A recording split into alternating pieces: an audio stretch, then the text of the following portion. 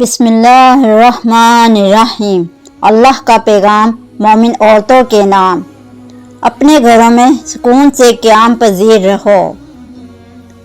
پرانی جاہلیت کی طرح بناؤ سنگھار کا اظہار مت کرو۔ نماز قائم کرتی رہو اور زکوٰۃ ادا کرو۔ اللہ اور اس کے رسول صلی اللہ علیہ وآلہ وسلم کی اطاعت کرو۔ اپنے خاوند کی شکر گزاری کرتی رہو، یہ تمہارے حق میں بہتر ہے اگر تم سمجھو۔ ان العزت للہ جمیعا، بے شک تمام عزتوں کا مالک اللہ ہے۔